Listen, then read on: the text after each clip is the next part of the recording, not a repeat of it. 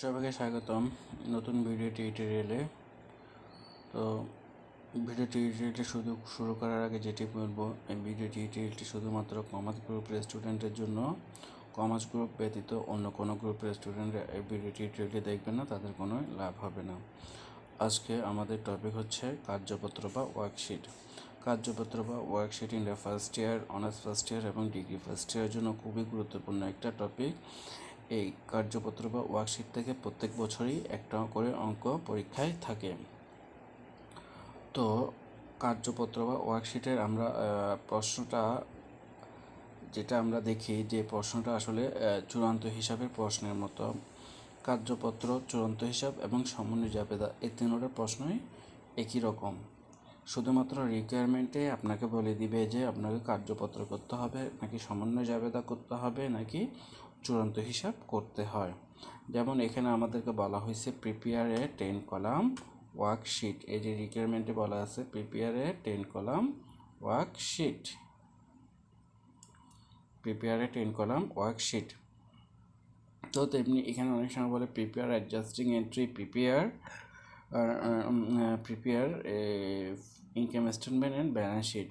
তো আমরা এখানে বলছি প্রিপেয়ারে 10 কলাম ওয়ার্কশিট। কার্যপত্র কিন্তু আরও দু ধরনের অঙ্ক আছে, একটা হচ্ছে 8 কলাম আর একটা হচ্ছে 12 কলাম। তবে আমাদের পরীক্ষায় বেশিরভাগ সময় যেটা আসে সেটা হচ্ছে 10 কলাম ওয়ার্কশিট। তো 10 কলাম ওয়ার্কশিট। তো চলুন আমরা আগে ঘরটা দেখে আসি। এই যে কার্যপত্র ঘরটা আমি আগে থেকে করে রাখছি, এটা একটা কার্যপত্রের ঘর। দেখেন আপনারা যদি এটা দেখেন, এখানে আমাদের যে ঘরগুলো করছি দেখেন, accounts title, trial balance, adjusted trial balance, income statement, balance sheet. এই যে ট্রায়াল ব্যালেন্স থেকে শুরু করে এই ব্যালেন্স শিট পর্যন্ত, এই ট্রায়াল ব্যালেন্স থেকে শুরু করে এই ব্যালেন্স শিট পর্যন্ত এখানে আমাদের টোটাল 10টা ঘর আছে। ট্রায়াল ব্যালেন্স থেকে শুরু করে ব্যালেন্স শিট পর্যন্ত এতটুকু আমাদের টোটাল 10টা ঘর আছে। প্রথমে হচ্ছে ট্রায়াল ব্যালেন্স, তারপর হচ্ছে adjusted trial balance, income statement, এরপর হচ্ছে আমাদের ব্যালেন্স শিট। তো এই ট্রায়াল ব্যালেন্স, প্রথমে যে ট্রায়াল ব্যালেন্সটা আছে সেই ট্রায়াল ব্যালেন্সটা একদমই ইজি বলতে পারেন, জাস্ট কপি পেস্ট। কারণ হচ্ছে যে কি আপনাকে প্রশ্নে একটা ট্রায়াল ব্যালেন্স দেওয়া হবে, এই যে ট্রায়াল ব্যালেন্সটা আছে এই ট্রায়াল ব্যালেন্সটাই আপনি এখানে এটাতে এসে কপি পেস্ট করবেন, টাকাগুলো যেভাবে আছে সেভাবেই বসবে। এরপর হচ্ছে আমাদের অ্যাডজাস্টমেন্ট। এই অ্যাডজাস্টমেন্টের টাকাগুলো আমরা কোত্থেকে বসাবো, এই যে এখানে adjustment to be made, adjustment are to be made যে কলামটা এখানে আছে না, এই আমাকে 8টা সমন্বয় দিছে, এই 8টা আগে আমাকে সমন্বয় জাবেদা করতে হবে। এই 8টা সমন্বয় জাবেদা করার পরে আমাকে সেগুলো এখানে পোস্টিং দিতে হবে। এগুলো পোস্টিং হওয়ার পরে আমাকে করতে হবে অ্যাডজাস্টেড ট্রায়াল ব্যালেন্স। এই অ্যাডজাস্টেড ট্রায়াল ব্যালেন্সটা কীভাবে করব, ট্রায়াল ব্যালেন্স এবং অ্যাডজাস্টমেন্ট এই দুটা সমন্বয় হবে অ্যাডজাস্টেড ট্রায়াল ব্যালেন্স। যেমন আমি এখানে অ্যাকাউন্ট রিসিভেবল দেখেন, এখানে ডেবিটে আছে 60,000 টাকা এবং এখানে ক্রেডিটে আছে 1,000। তো আমি এই 60,000 থেকে 1,000 টাকা মাইনাস করে ডেবিটে লিখলাম 59,000। তারপর আরেকটা দেখাচ্ছে অ্যালাউন্স ফর ব্যাড ডেবটস, ক্রেডিটে 2,000, ডেবিটে 1,000, ক্রেডিটে আবার 3,130। এটা কীভাবে হয়েছে দেখেন, 60,000-এর সাথে প্রথমে 3,130 যোগ করছি, টোটাল হয়েছে 5,130, তারপরে 1,000 মাইনাস করছি। এটাও ক্রেডিট, এটা ক্রেডিট, তার মানে আমার ক্রেডিট বড়, ডেবিট ছোট। তাহলে 4,130 টাকা আমরা অ্যাডজাস্টেড ট্রায়াল ব্যালেন্সে ক্রেডিট পাশে বসেছি। ঠিক আছে, এইভাবে আমরা অ্যাডজাস্টেড ট্রায়াল ব্যালেন্স করবো। এরপর ইনকাম স্টেটমেন্ট, ব্যালেন্স শিট, এগুলো আমরা 9-10 থেকে করে আসতেছেন। ইনকাম স্টেটমেন্ট আর ব্যালেন্স শিট। ইনকাম স্টেটমেন্ট হচ্ছে আয় বিবরণী, এটা হচ্ছে উদ্বৃত্তপত্র। এই আয় বিবরণীর ডেবিট পাশে আপনারা বসাবেন খরচগুলা, খরচ বলতে কোনগুলা, ক্রয়, তারপর বেতন, মজুরি, এগুলা। আর ক্রেডিট পাশে বসাবেন আপনারা আয়গুলো, আয় কোনগুলো ছিল আমাদের বিক্রয়, তারপর বিনিয়োগের সুদ, তারপর এই বিনিয়োগের সুদ, ভাড়া প্রাপ্তি এগুলা। এরপরে আমাদের হচ্ছে ব্যালেন্স শিটে এখানে বসবে আমাদের সম্পত্তি, ডেবিট পাশে সম্পত্তি, ক্রেডিট পাশে দায়। সম্পত্তি কোনগুলো, নগদ তহবিল, দেনাদার, তারপরে আসবাবপত্র এগুলো বসবে এখানে। আর কি এর পাশে বসবে দায়। দায় কোনগুলা? মূলধন, পাওনাদার, সঞ্চিতি, এগুলো বসবে এখানে। চলুন আমরা প্রথমে আমাদের যে সমন্বয় আছে সমন্বয়গুলো আমরা আগে পড়ি। আচ্ছা, আমাদের অ্যাডজাস্টমেন্ট হচ্ছে সর্বশেষ এন্ট্রি হচ্ছে ফ্রেট ইন। আমরা এখান থেকে আগে ফ্রেট ইন কোথায় আছে? এই যে ফ্রেট ইন। এই ফ্রেট ইনটা একটু কালারিং করে রাখি, আমি একটু ডিফারেন্ট কালার দিয়ে রাখি এটাতে একটু ডিফারেন্ট কালার দিয়ে রাখি। কারণ হচ্ছে এটা আমাদের আগেই ছিল। এতটুকু পর্যন্ত আমাদের ট্রায়াল ব্যালেন্স, অ্যাকাউন্ট রিসিভেবল, এই ক্যাশ থেকে শুরু করে এই যে ফ্রেট ইন পর্যন্ত আমাদের আগেই ছিল। এটা আমি পুরোটাই করে দিই। এটা আমার আগে থেকেই ছিল, ঠিক আছে? এতটুকু পর্যন্ত আগে। আর নিচেটা আমার সমন্বয়, নিচে যেগুলো আসছে এগুলো আমাদের সমন্বয় থেকে আসছে। ওকে, আমাদের প্রথম সমন্বয়টা কী ছিল? আচ্ছা, আমি এখানে যাব না, আমি প্রশ্নটা আপনাদেরকে দিয়ে দিব। আমি এখান থেকে সমন্বয়গুলো দেখে নিচ্ছি। আমাদের প্রথম যে সমন্বয়টা ছিল সেটা ছিল এরকম: মার্চেন্ডাইজ ইনভেন্টরি 31 ডিসেম্বর, টাকা 35,000 টাকা। তো মার্চেন্ডাইজ ইনভেন্টরির আমাদের যে জাবেদাটা হয় সেটা হচ্ছে merchandise inventory debit, purchase credit. তো এটা আমি একটু ডিফারেন্টভাবে দিছি, এটা আমি আপনাদেরকে পরে দেখা দিব। এরপরের জাবেদাটা আমরা বলি। এরপরের জাবেদাটা আমাদের ছিল প্রিপেড রেন্ট 2,000 টাকা। আচ্ছা, প্রিপেড রেন্ট যদি 2,000 টাকা থাকে, এই যে এটা যেহেতু আমাদের এই প্রিপেড রেন্ট 2,000, তো ওরা এখানে বলছে প্রিপেড রেন্ট 2,000 টাকা। তাহলে এটার ক্ষেত্রে আপনারা যেটা দেখবেন যে গিয়ে এই এই ট্রায়াল, এটা তো আমাদের ট্রায়াল ব্যালেন্স, এই ট্রায়াল ব্যালেন্স হয় প্রিপেড রেন্ট অথবা রেন্ট এক্সপেন্স, যে কোনো একটা থাকবে। দেখেন এখানে আমাদের এই যে এখানে আছে, দেখেন রেন্ট এক্সপেন্স, এখানে আমাদের কি আছে? Rent expense. এখানে যদি আপনার খরচ থাকে আপনি সম্পত্তির জাবেদা দিবেন। যেহেতু আমার এক্সপেন্স আছে তাহলে আমি জাবেদা দিব prepaid rent debit, rent expense credit. তাহলে আমার প্রিপেড আছে কত টাকা? 2,000 টাকা। তাহলে আমার জাবেদায় টাকা বসবে 2,000 টাকা। তার মানে প্রথম এই 2 নাম্বার এটা জাবেদা হচ্ছে prepaid rent debit, rent expense credit. চলুন, আমাদের যেহেতু রেন্ট এক্সপেন্স আছে, প্রিপেড রেন্ট নাই, তাহলে আমাদের নতুন একটা ঘর করতে হবে প্রিপেড রেন্ট। এই যে দেখেন আমরা এখানে একটা প্রিপেড রেন্ট 2,000 টাকার একটা ঘর করলাম। তো আমি এটার একটু কালারটা একটু চেঞ্জ করে দিই। কালার চেঞ্জ করলে আমাদের জন্য একটু সুবিধা হবে। না, বোঝা যাচ্ছে না। আচ্ছা, না, আমি এটা চেঞ্জ করি, এটা চেঞ্জ করে এই কালার দিয়ে দিই। প্রিপেড রেন্ট 2,000 টাকা। তাহলে আমাদের এটার সাথে কী ছিল?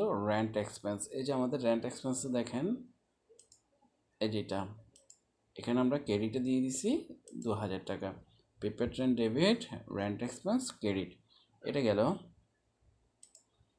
এরপরে আসেন, আমাদের পরের জাবেদা ছিল অ্যাক্রুড স্যালারিস, টাকা 4,000। অ্যাক্রুড স্যালারিস মানে হচ্ছে স্যালারি বকেয়া। তাহলে বকেয়া জাবেদা হচ্ছে যে কি salary expense debit, accrued salaries credit. তো আমাদের এখানে স্যালারি এক্সপেন্সটা আছে, তাহলে আমাদের নতুন করতে হবে অ্যাক্রুড স্যালারিস। এই যে স্যালারি এক্সপেন্স আছে না, এটা ডেবিট আমরা 4,000, যেহেতু স্যালারি এক্সপেন্স ডেবিট, ডেবিটে দিলাম 4,000। আর অ্যাক্রুড স্যালারিস আমি নতুন একটা ঘর করবো, বা স্যালারিস পেয়েবল, এই যে ক্রেডিটে আমি দিলাম 4,000। Salaries debit, accrued salaries credit 4,000 গেল আমাদের এটা। Doubtful accounts to be written off against allowance 1,000 টাকা। এটা বলছে অনাদায়ী দেনা সঞ্চিতি রিটার্ন অফ করতে হবে। তাহলে অনাদায়ী দেনা সঞ্চিতি যদি আমরা রিটার্ন অফ করি, সেক্ষেত্রে আমাদের অনাদায়ী দেনা সঞ্চিতির পরিমাণ কমে যাবে। ওরা 1,000 টাকা কমাই ফেলতে বলছে, তাহলে আমরা কমাই ফেলবো। এটার জন্য জাবেদা দিব allowance for bad dates debit, account receivable credit. এই যে আমাদের অ্যালাউন্স ফর ব্যাড ডেটস আছে,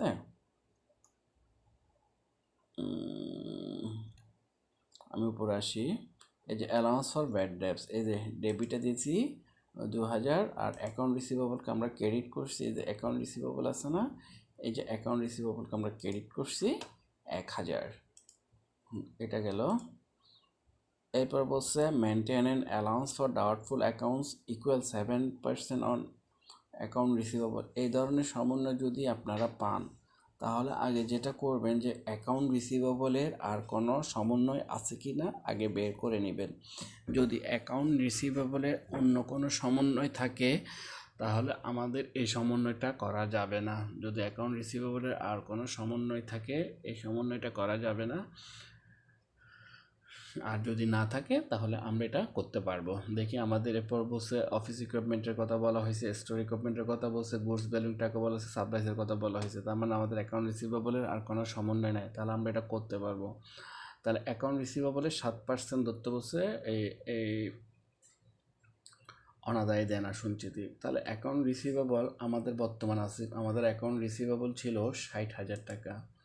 60,000 টাকা অ্যাকাউন্ট রিসিভেবল আমাদের ছিল এই যে 60,000 টাকা।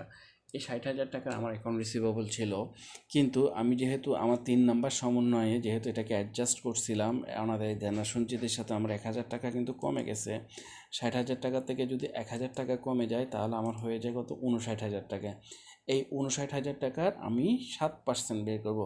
59,000 টাকার এই যে আমি এটাকে আগে বের করে রেখেছি, 59,000 টাকার 7% আসে 4,130। তো পরীক্ষার্থীরা বেশিরভাগ সময় এই 4,130 দিয়ে সলিউশনটা করে ফেলে, কিন্তু এখানে 4,130 করা যাবে না। এখানে ওরা যেটা বলছে 4,130টা হবে টোটাল অনাদায়ী দেনা সঞ্চিতির ব্যালেন্সটা, টোটাল ব্যালেন্সটাই হবে 4,130। তো ওরা যদি এখানে 4,130 টাকা যদি আমরা এটা জাবেদা করি, এটা জাবেদাটা হচ্ছে bad date debit allowance for bad dates credit. যদি আমি 4,100 টাকার 130 টাকা দিই তাহলে সেক্ষেত্রে জিনিসটা আসলে কীভাবে দাঁড়ায়। এই যে দেখেন এখানে অ্যালাউন্স ফর ব্যাড ডেটস আছে না, এখানে আমাদের প্রথমে ছিল 2,000, তারপর 1,000, আবার এখানে আমি যদি কত 4,130 দিই, 4,130 দিলাম, তাহলে আমার কি হয় সেটা বলি। আমি 2,000 এটা ক্রেডিট, এই ক্রেডিটের সাথে এই ক্রেডিটটা আমি যোগ করব, তাহলে 6,130। 6,130 থেকে আমি যে সময় 1,000 বাদ দিয়ে দিব তখন হয়ে যাবে 5,130। তখন এই 59,000 টাকার 7% যেটা ওরা করতে বলছে সেটা আর মিলবে না। তো সবাই যেটা ভুল করে সেটা হচ্ছে এই 59,000 টাকার উপর 7% ধরে এই 4,130 টাকাটা জাবেদায় দিয়ে দেয়, কিন্তু সেভাবে করা যাবে না। সেটা করার জন্য আমাকে দেখতে হবে বর্তমান অনাদায়ী দেনা সঞ্চিতির ব্যালেন্সটা কত আছে। আমার টোটাল হবে 4,130 টাকা। এই 4,130 টাকা করতে হলে আমাকে নতুন করে আরও কত টাকা দেওয়া লাগবে। তাহলে খেয়াল করেন এই যে এখানে ছিল 2,000, 2,000 থেকে 1,000 চলে গেছে। বর্তমানে আমার ব্যালেন্স আছে অনাদায়ী দেনা সঞ্চিতির ক্রেডিট ব্যালেন্স আছে 1,000 টাকা। তাহলে আমার নতুন করে লাগবে আরও 3,130 টাকা। সেই জন্য এখানে আমাদের জাবেদায় হবে 3,130 টাকা। তো আমি এটাকে আমি একটু নোট করে দিই, 3,130 টাকা এটাকে নোট করে দিলাম। এটার সাথে আমাদের জাবেদাটা ছিল এরকম bad dates debit allowance for bad dates credit. আমাদের দেখি আমরা ব্যাড ডেটসে কোনো ঘর করছি কিনা। এই যে দেখেন ব্যাড ডেট এক্সপেন্স 3,130 আমরা ডেবিট পাশে অবশ্যই দিয়ে দিছি। এটা গেল। এরপর বলছে স্টোর ইকুইপমেন্ট পারচেস 1/7/2020 টাকা, 2,000 depreciation is to be charge 10%। এই যে এখানে 2,000 টাকা কিনছে, এই 2,000 টাকা আমার কিছুই করা লাগবে না, এই 2,000 টাকাটা আমার কিছুই করা লাগবে না। তাহলে আমার যে অফিস ইকুইপমেন্ট যেটা ছিল, অফিস ইকুইপমেন্টের ভ্যালু হচ্ছে কত, 10,000 টাকা। এই 10,000 টাকা হচ্ছে আমার অফিস ইকুইপমেন্ট। এর মধ্যে আমি জুলাই মাসে ক্রয় করছি কত টাকা, 1/7/2020, আর এটা হচ্ছে 31 অঙ্কটা হচ্ছে 31/12/2020, আর এটা আমরা কিনছি 1/7/2020, মানে এই বছরেই কিনছি, এই বছরেই কিনছি।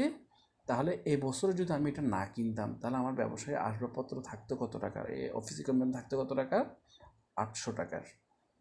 নতুন এই 200 টাকাটা কেনার পরে হয়ে গেছে 10,000। এটা যেহেতু যদি মনে করি যদি আমি না কিনতাম তাহলে আমার ডেপ্রিসিয়েশন আসতো 8,000 টাকার 10% 800 টাকা।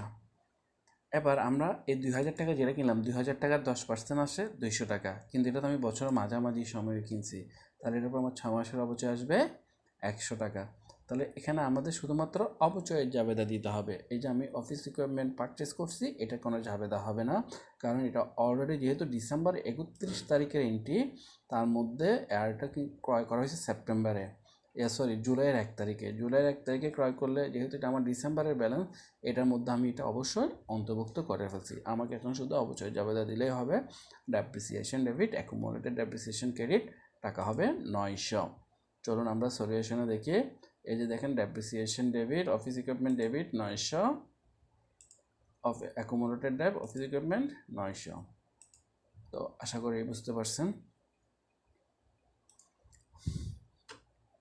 এরপর বলছে store equipment was charge with an amount, টাকা 1500 which was spend for the repairing the trolley of the store, depreciation to be charge 10%। আচ্ছা, আর রিপেয়ার করছে, রিপেয়ারিং চার্জটা আমার কোথায় চলে আসছে? স্টোর ইকুইপমেন্টের মধ্যে চার্জ করে দিছে। এই যে 13,500 টাকা আছে, এখানের মধ্যে 1500 টাকা আছে আমার কি স্টোর খরচ, যেটার জন্য আমাদের জাবেদা দিতে হবে। যেহেতু আমরা মেরামত খরচকে আলাদা করে দেখাই, তাহলে সেক্ষেত্রে আমরা জাবেদা দিব স্টোর এক্সপেন্স রিপেয়ার ডেবিট আর স্টোর ইকুইপমেন্ট ক্রেডিট। এই 1500 টাকার আগে একটা আমরা জাবেদা দিব, এরপর আমরা ডেপ্রিসিয়েশনের জাবেদা দিব। দেখি আমি এটা দিছি। এই যে দেখেন, স্টোর এক্সপেন্স 1500 টাকা ডেবিট আর স্টোর ইকুইপমেন্ট ক্রেডিট 1500 টাকা।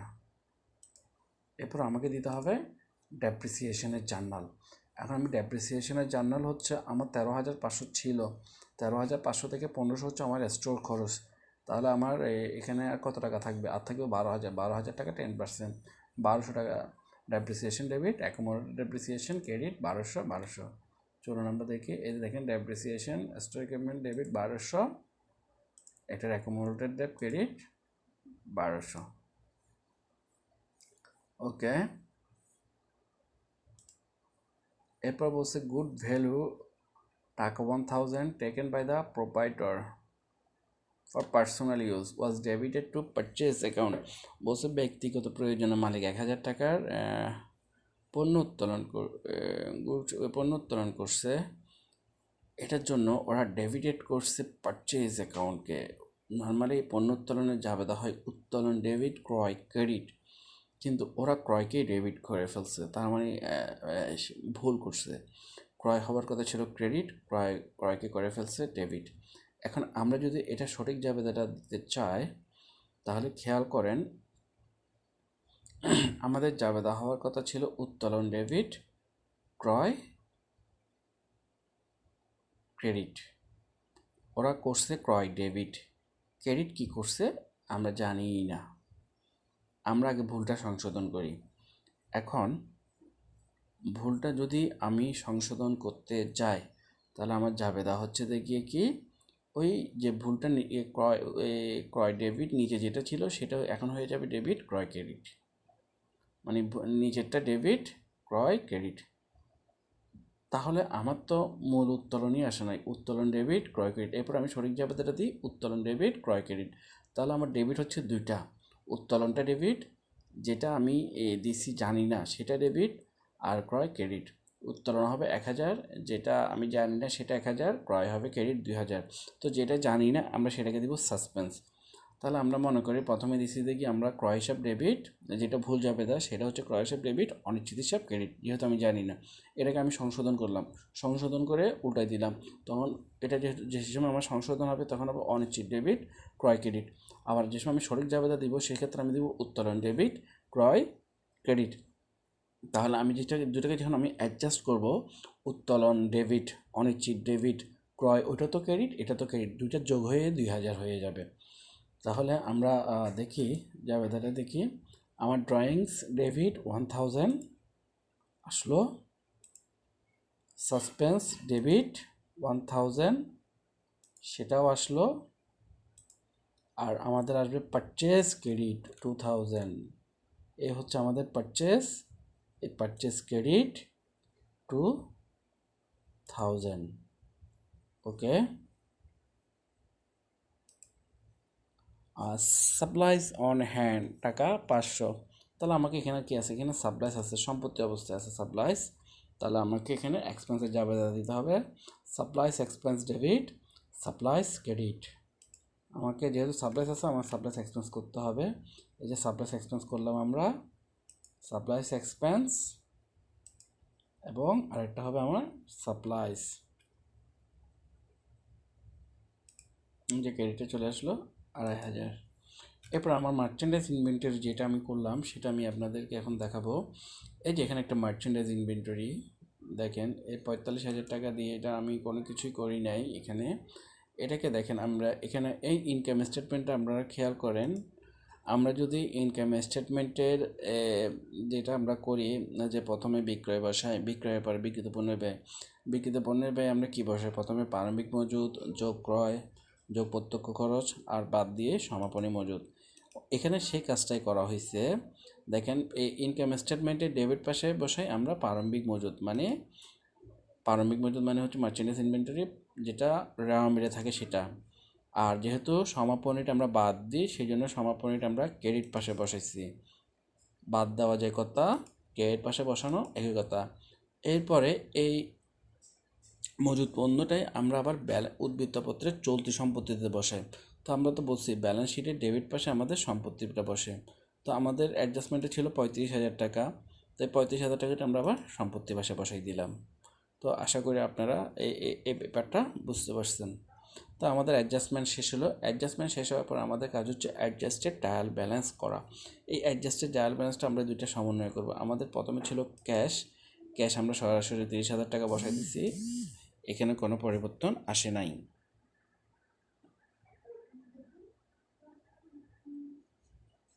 ক্যাশের কোনো পরিবর্তন আসে নাই। তারপর আসে ক্যাপিটাল, ক্যাপিটালের কোনো পরিবর্তন আসে না, ক্যাপিটালও আমি বসাই দিলাম। ক্যাপিটালের পর আসছে সেলস, সেলসের আমাদের কোনো পরিবর্তন আসে নাই। অ্যাকাউন্ট রিসিভেবলের কিন্তু আমাদের একটা পরিবর্তন আসছে। অ্যাকাউন্ট রিসিভেবল আমার ছিল শুরুতে 60,000, এখান থেকে 1,000 মাইনাস হয়ে 59,000 টাকা বসছে account receivable. Account receivable purchase, purchase ছিল 70,000, 2,000 টাকা মাইনাস হয়েছে 68,000 টাকা বসছে। এরপরে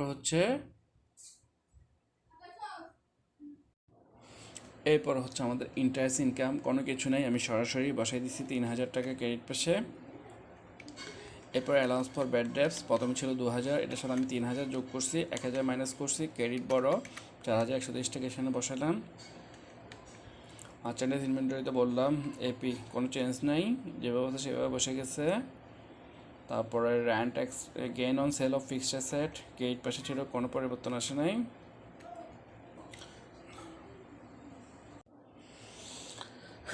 এরপরে আছে স্যালারি এক্সপেন্স 20,000 ছিল, 4,000 টাকা ডেবিট, ডেবিট দেখেন 20,000, এরপরে 4,000 24,000। তারপরে অফিস ইকুইপমেন্ট 10,000 বসে গেছে, 13,500 থেকে 1,500 বাদ গেছে 12,000, 3,000 থেকে 2,500 বাদ গেছে 1,500 বসছে। ফ্রেট ইন যেভাবে আছে সেভাবে বসে গেছে। প্রিপেড রেন্ট 2,000 অ্যাডজাস্টমেন্টে ডেবিটে ছিল, ডেবিটে বসছে। স্যালারিজ পেবল আমরা ক্রেডিট পাশে বসেছি। তারপরে ব্যাড ডেটস ডেবিটে বসাইছি, ডেপ্রিসিয়েশন ডেবিটে বসাইছি, অ্যাকুমুলেটেড ডেপ্রিসিয়েশন ক্রেডিট পাশে বসাইছি, স্টোর এক্সপেন্স ডেবিট পাশে বসাইছি, ডেপ্রিসিয়েশন ডেবিটে, অ্যাকুমুলেটেড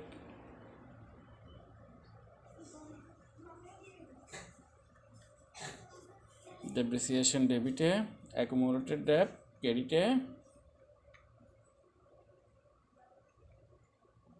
অ্যাকুমুলেটেড ডেপ ক্রেডিটে বসেছি। এরপরে হচ্ছে drawings debit, suspense debit, supplies expense debit. আমাদের এই অ্যাডজাস্টেড ট্রায়াল ব্যালেন্স পর্যন্ত গেল। এই অ্যাডজাস্টেড ট্রায়াল ব্যালেন্সের পর্যন্ত যে 6টা টাকার ঘর, এই 6টা টাকার ঘর অটোমেটিক মিলে যাবে, এখানে আমাদের কোনো ডিফারেন্স থাকবে না যদি আমাদের ট্রায়াল ব্যালেন্সে কোনো সমস্যা থাকে। যদি ট্রায়াল ব্যালেন্সে সমস্যা থাকে তাহলে ট্রায়াল ব্যালেন্সে সমস্যা হবে, আর অ্যাডজাস্টেড ট্রায়াল ব্যালেন্সে সমস্যা হবে, কিন্তু অ্যাডজাস্টমেন্টে কোনো সমস্যা হবে না। ওকে, যদি ট্রায়াল ব্যালেন্সে কোনো সমস্যা না থাকে তাহলে আমাদের অ্যাডজাস্টেড ট্রায়াল ব্যালেন্স পর্যন্ত এই 6টা ঘর অটোমেটিক মিলে যায়। এরপর আসে আমাদের ইনকাম স্টেটমেন্ট এবং ব্যালেন্স শিট। এই ইনকাম স্টেটমেন্ট এবং ব্যালেন্স শিট আমরা দুইটা একসাথে করতে হয়। প্রথমে আমাদের এন্ট্রি ছিল ক্যাশ 30,000 টাকা, ক্যাশ আমার সম্পত্তি, দেখেন আমি ব্যালেন্স শিটে ডেবিটে বসাইছি ক্যাশ 30,000 টাকা। ক্যাশে পর ছিল আমার ক্যাপিটালকে আমরা উদ্বৃত্ত পত্রের দায় পাশে বসাইতাম। দেখেন আমরা ব্যালেন্স শিটে ক্রেডিট পাশে বসাই দিচ্ছি 30,000 টাকা।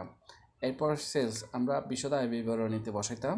তাহলে বিশদ আয় বিবরণী আমার যেহেতু আয়গুলো ক্রেডিট পাশে বসবে, ক্রেডিটে বসাইলাম। এরপর হচ্ছে অ্যাকাউন্ট রিসিভেবল মানে দেনাদার আমরা সম্পত্তিতে বসাইতাম। এই যে আমরা সম্পত্তিতে বসাই দিচ্ছি 59,000 টাকা। এখানে টাকাগুলো বসবে কিন্তু মূলত এখন অ্যাডজাস্টেড ট্রায়াল ব্যালেন্সের টাকাও বসবে না, অ্যাডজাস্টমেন্টের টাকাও বসবে না, সব টাকা বসতেছে অ্যাডজাস্টেড ট্রায়াল ব্যালেন্সের টাকা। এরপর পারচেসটা বসাইতাম আমরা, ইনকাম স্টেটমেন্টের ডেবিটে, যেহেতু এটা খরচ এবং আয় বসবে ইনকাম স্টেটমেন্টের ডেবিট এবং ক্রেডিট পাশে। তো এতে আমরা ডেবিট পাশে বসাই দিলাম। ইন্টারেস্ট ইনকাম তো বলছি আমরা ক্রেডিট, সেই জন্য আমরা এটার ক্রেডিট পাশে বসাই দিচ্ছি, আয়ের ক্রেডিট পাশে।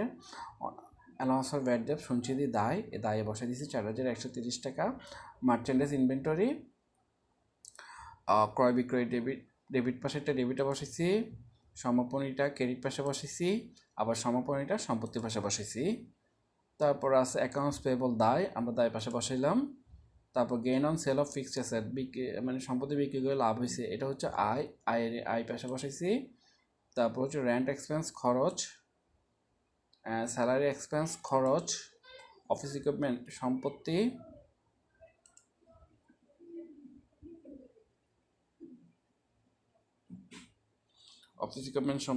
স্টোর ইকুইপমেন্ট সম্পত্তি, সাপ্লাই সম্পত্তি, ফ্রেটিন খরচ। ফ্রেটিন পর্যন্ত কিন্তু আমাদের রেওয়ামিল, নিচেগুলো আমরা সব সমন্বয় থেকে আনতেছি। তারপর প্রিপেড রেন্ট সম্পত্তি, স্যালারি পেয়েবল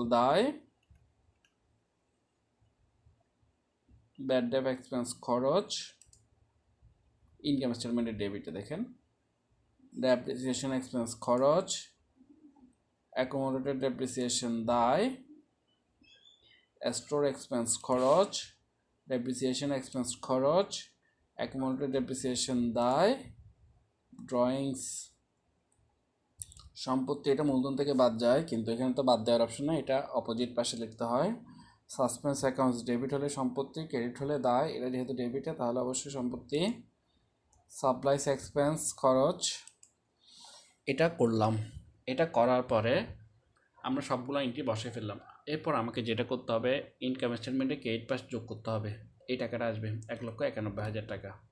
এই যে এগুলো যদি আমরা যোগ করি 1,91,000 হবে। এখানে নিচে আছে 41,000, এখানে 1,91,000 টাকা। তাহলে আমার এই টাকাটা 30,270।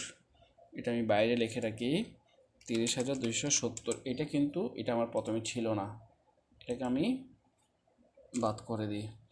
এটা বাদ দিলে এবার এটাকেও আমি বাদ করে দিই। এটা আমাদের কিন্তু প্রথমে ছিল না। তাহলে 1,91,000 টাকা থেকে কিন্তু এদিকে আমাদের যোগ হয় 1,60,730 টাকা। তাহলে আমার আয় হয়েছে 1,91,000 টাকা, ব্যয় হচ্ছে 1,60,730 টাকা। বাকিটা কি আমার প্রফিট। এই প্রফিটটা কীভাবে বের হবে, 1,91,000 থেকে 1,60,730 টাকা বাদ দিলে এটা বের হয়ে যাবে। তাই আমরা দিয়ে 30,270 দিলাম, এটা মিলল। এটা হচ্ছে আমার লাভ। এই লাভটা আমরা আবার কী করি, এটাকে আমরা আবার মূলধনের সাথে যোগ করি। মূলধনটা আমরা করে দিচ্ছি ব্যালেন্স শিটে ক্রেডিট পাশে, এখানে তো যোগ করার অপশন নাই, এখানে ক্রেডিট পাশে বসালে এটা যোগ হয়ে যাবে। তো সেটাকে আমরা এখানে দিয়ে দিলাম 30,270। দেখেন এটাও মিলে গেছে, এটাও মিলে গেছে, এখন আমার সবগুলাই মিলে গেছে। তো আশা করি আপনারা অঙ্কটা বুঝতে পারছেন। যদি ভিডিওটা আপনাদের ভালো লেগে থাকে তাহলে অবশ্যই লাইক, কমেন্ট এবং শেয়ার করবেন। আর যারা এখন আমার চ্যানেলটি সাবস্ক্রাইব করেনি তারা অবশ্যই চ্যানেলটি সাবস্ক্রাইব করে রাখবেন। সকলকে অসংখ্য ধন্যবাদ।